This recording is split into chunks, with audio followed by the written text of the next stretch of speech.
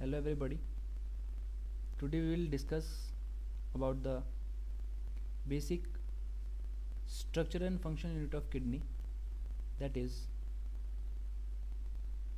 nephron.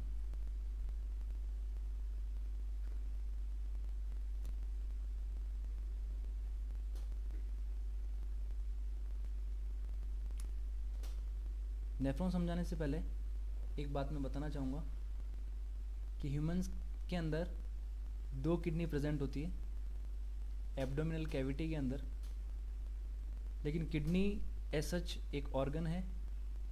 एक organ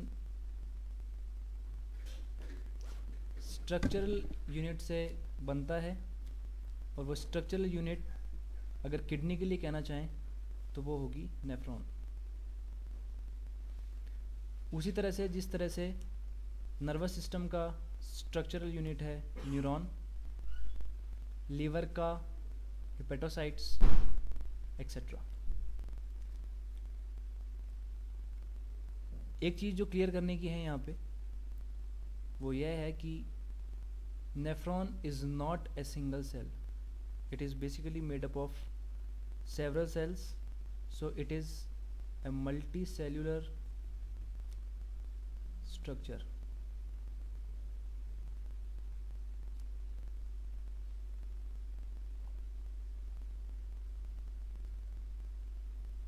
And a kidney can have up to 1 million nephrons.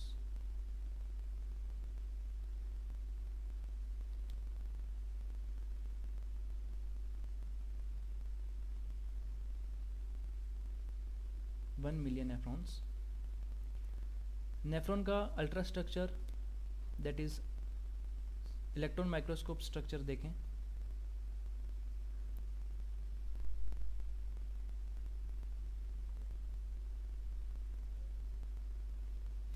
तो ये बना होता है कुछ इस तरह।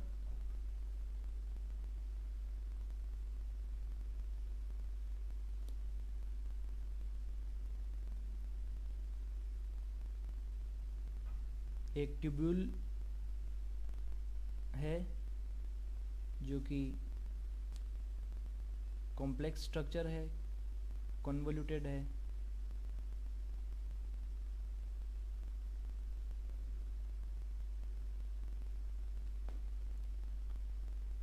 ये है नेफ्रॉन। अब इसके पार्ट्स देख लिए जाएं। फर्स्ट पार्ट जो कि एक कप शेप्ड है, इसे कहते हैं बोमेन्स कैप्सूल।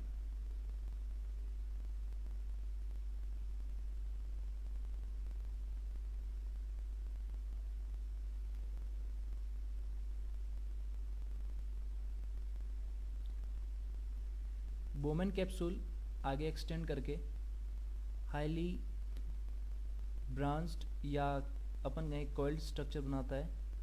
कॉइल्ड कहना ज़्यादा सही रहेगा ब्रांच कहने से। Coiled means convoluted.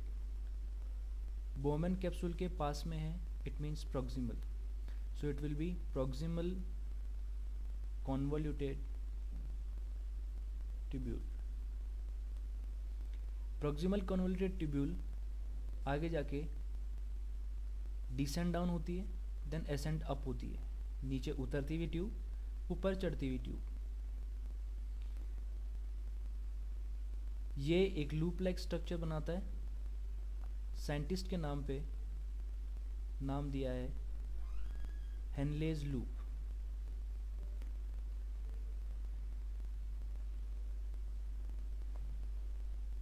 Henle's loop आगे जाके फिर एक कन्वोल्यूटेड ट्यूब्यूल बनाएगा।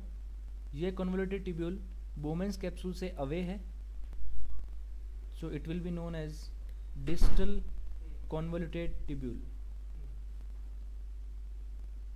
that is DCT.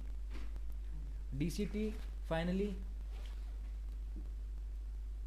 merges with collecting duct.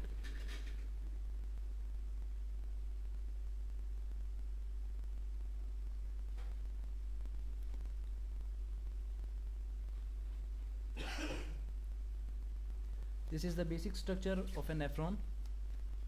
और मैं रिपीट करना चाहूँगा, it is a multi cellular structure not a single cell. Kidney का बेसिक प्रिंसिपल जिस पे किडनी काम करती है that is filtration of blood. Blood filter होगा and after filtration it will go into nephron. Nephron में फिल्टर हुआ हुआ ब्लड जिसे हम ग्लोमेरुलर फिल्ट्रेट कहते हैं, इस पूरी ट्यूब के अंदर पास होगा और फाइनली कलेक्टिंग डक्ट में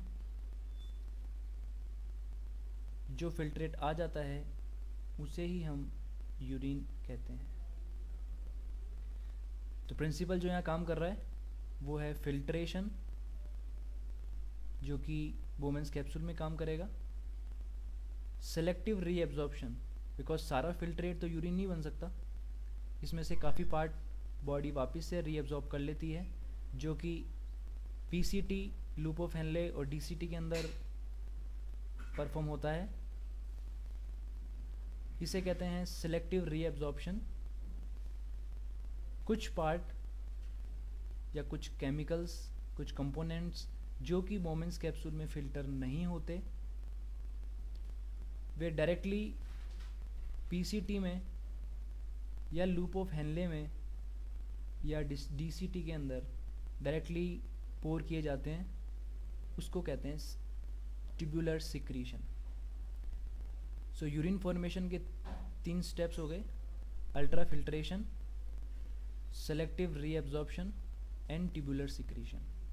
अब ये फिल्ट्रेशन एब्जॉर्प्शन के लिए डेफिनेटली एक नेफ्रॉन में ब्लड सप्लाई का होना ज़रूरी है। ब्लड सप्लाई की बात करें तो रीनल आर्टरी, जो कि किडनी की प्रिंसिपल आर्टरी है,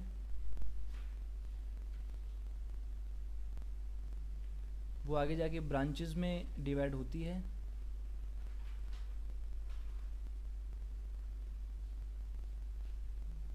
और आर्टरी की ब्रांच को आर्टीरियोल कहते हैं। जो आर्टीरियोल वुमेन्स कैप्सूल की तरफ ब्लड लेके जाती है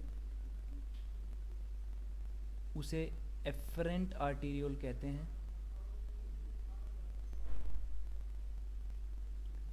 एफरेंट आर्टीरियोल वुमेन्स कैप्सूल में जाने के बाद कैपिलरी नेटवर्क में ब्रेक होता है पहले, उसे हम ग्लोमेरुलस कहते हैं।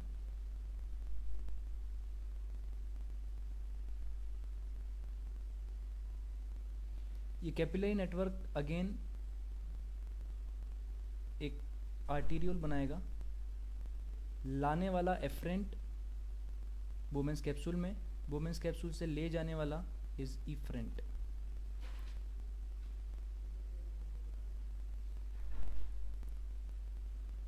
Efferent arteriole. एक चीज ध्यान दें, एफरेंट आर्टीरियोल के डायमीटर और इफरेंट आर्टीरियोल के डायमीटर में फ़र्क है,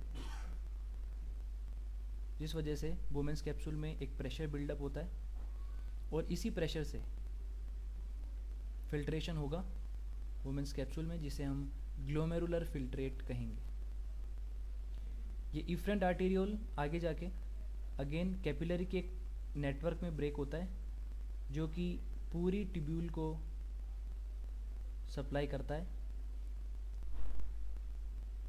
बिकॉज हमें एक कंसेप्ट जानना ज़रूरी है, दोबारा रिकॉल करें कि पूरी ट्यूब्यूल के अंदर secretion, that is tubular secretion, as well as absorption, that is selective reabsorption perform होता है। इसके लिए ब्लड कैपिलरीज का होना नेसेसरी है। So efferent arteriole will break into glomerulus, then they'll unite and form efferent arteriole. This efferent arteriole will again form a network of capillaries around the tubule known as tubulary network or peritubular network. This will ultimately form and go into renal vein. इस पूरे concept को दोबारा recall करें. Nephron is a multicellular structure. There are almost 1 million nephrons. A nephron is a multicellular structure which is very complex in its structure as well as its function.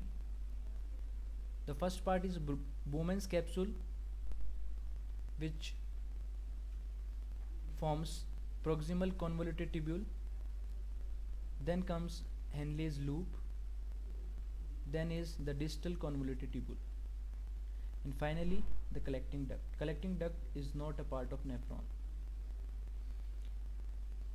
In urine formation, the basic steps are ultrafiltration, which happens in Bowman's capsule, then selective reabsorption, which occurs along the whole length of the nephron, and then tubular secretion. So for this,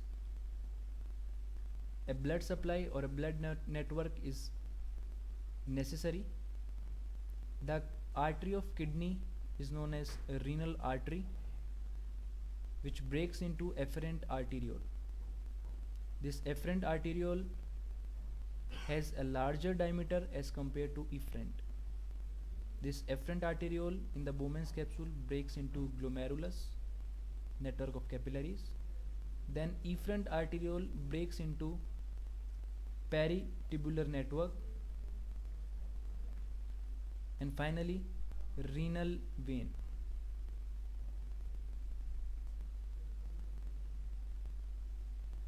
Last concept is renal artery has higher amount of urea, but the renal vein has the least amount of urea, because in the process of urine formation, the urea, which is definitely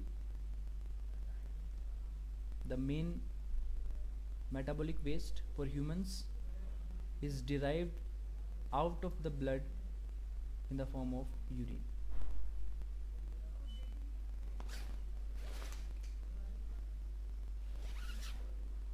Thank you.